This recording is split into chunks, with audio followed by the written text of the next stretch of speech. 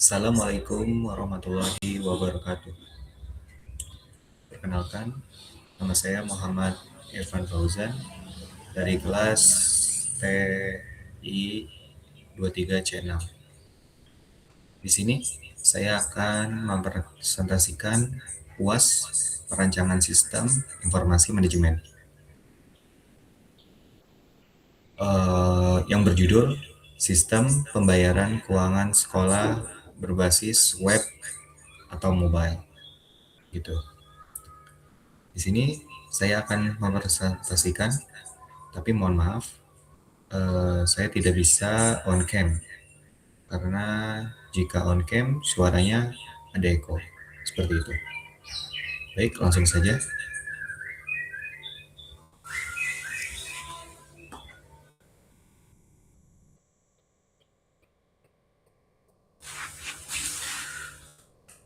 Oke, jadi di sini tujuan dari sistem pembayaran keuangan sekolah berbasis web atau mobile ini. Jadi, kenapa saya memilih sistem pembayaran keuangan sekolah berbasis web? Karena di era digital sekarang, banyak sekali orang tua yang bekerja di luar sekolah. Maksudnya, jadi dia tidak bisa datang ke sekolah secara real time. Jadi untuk mempermudah hal tersebut, mungkin kebanyakan di kota-kota ya. Jadi saya ingin membuat sistem pembayaran keuangan sekolah tanpa harus datang ke sekolah. Seperti itu. Oke. Jadi di sini ada use case diagram ya. Pertama yaitu ada admin TU, ada siswa atau orang tua ya, dan kepala sekolah. Jadi tugas dari si admin ini adalah login. Lalu siswa dan kepala sekolah pun bisa login, seperti itu. Lalu tugas dari admin mendata siswa, mendata tagihan siswa tiap angkatan, mengelola pembayaran, mencetak laporan. Gitu. Lalu tugas kepala sekolah ini adalah mengkontrol atau melihat hasil laporan. Apakah yang dijalankan oleh admin ini sesuai dengan sistem yang sekolah ini buat, seperti itu. Untuk siswa atau orang tua nanti, dia akan melihat histori pembayaran dan melihat penagihan, lalu melakukan transaksi pembayaran, seperti itu. Activity diagramnya. Gambar aktivitas user tersebut, semua menu yang dibuat dalam sistem menggambarkan aliran kerja atau aktivitas dari sebuah sistem atau proses bisnis dari bagaimana masing-masing alir berawal decision yang mungkin terjadi dan bagaimana alir itu akan berakhir. Bentuk activity diagram dari sistem yang dibangun adalah sebagai berikut. Oke, jadi di sini admin activity diagram ya. Itu pertama mulai melakukan login dan logout, login, validasi data. Jika benar, dia akan tersimpan di database, lalu selesai, lalu masuk ke dashboard. Tapi jika gagal, dia akan login lagi atau akan melakukan register, seperti itu. Sama dengan siswa, lalu kepala sekolah, dia akan melakukan hal tersebut. Oke. Setelah dari activity diagram, di sini ada sekuensi diagram. Sekuensi diagram adalah sebuah diagram yang menggambarkan kolaborasi dari objek yang saling berinteraksi antar elemen dari suatu kelas. Oleh karena itu, untuk menggambar diagram sekuen, maka harus diketahui objek-objek yang terlibat dalam sebuah use case beserta metode yang dimiliki kelas yang diinstansi menjadi objek itu.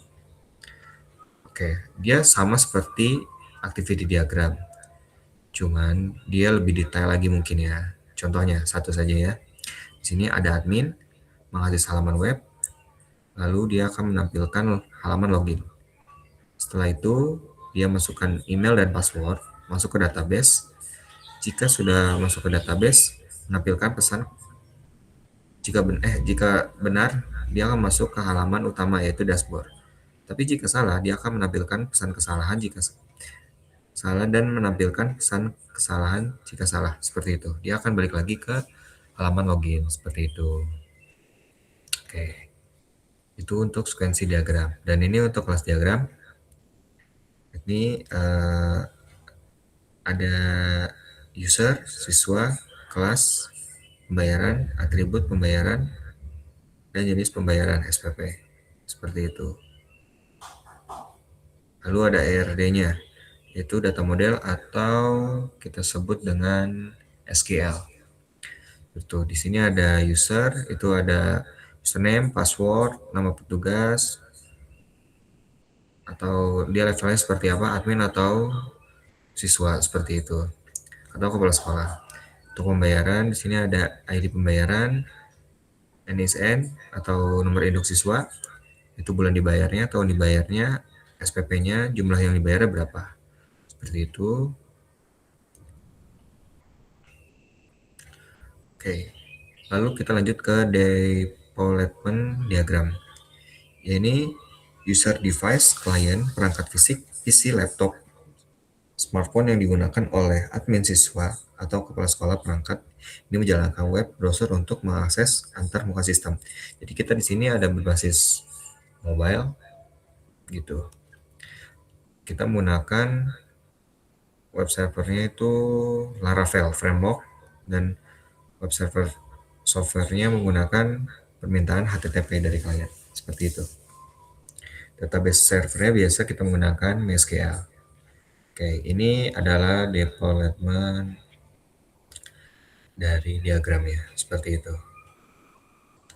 Oke, lalu ini hal yang paling terpenting yaitu sebelum kita membuat sistem ya, alangkah baiknya kita menggunakan yaitu UI atau UX Design Figma. Oke, akan saya tunjukkan.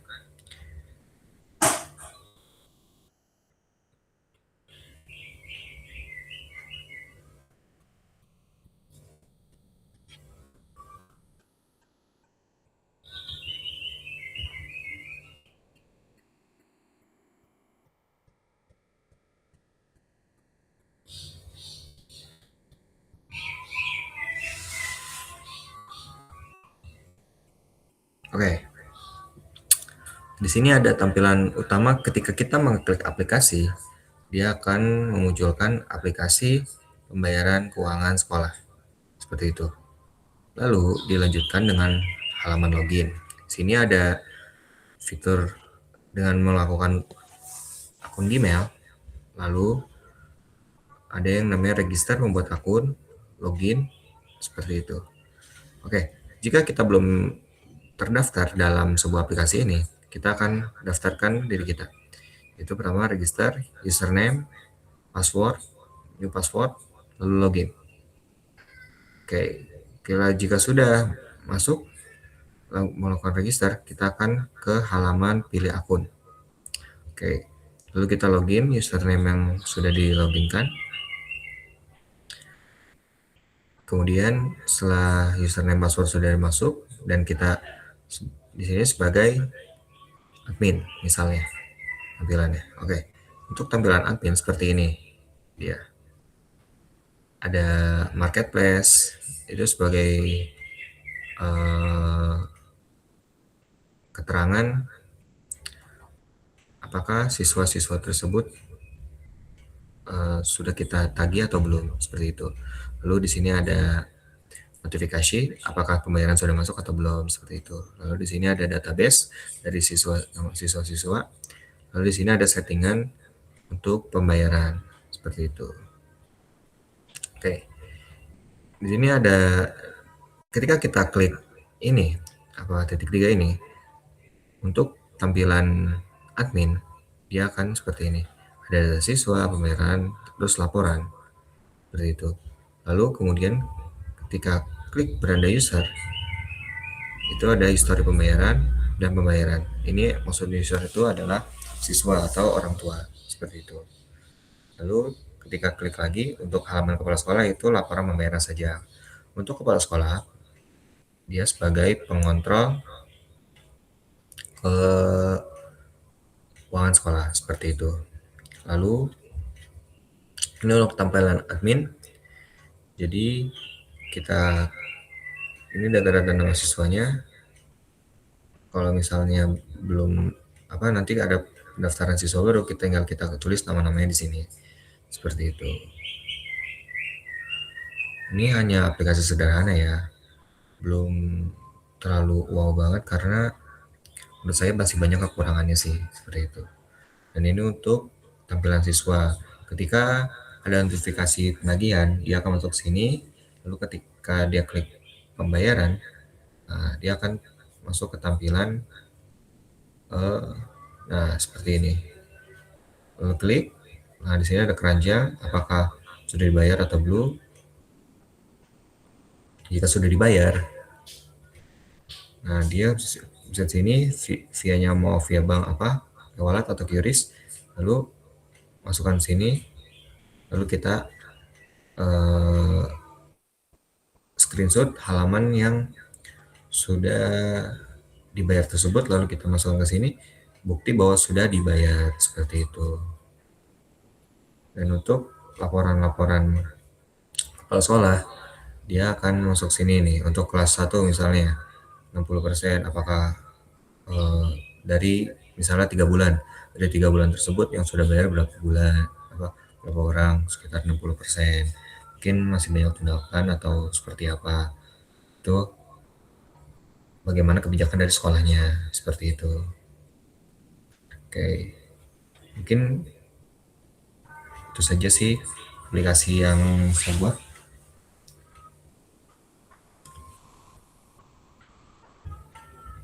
Baik, seperti itu saja. Mungkin mohon maaf ada bila kata-kata salah, mohon dimaafkan. Wabillahi taufiq walhidayah. Assalamualaikum warahmatullahi wabarakatuh.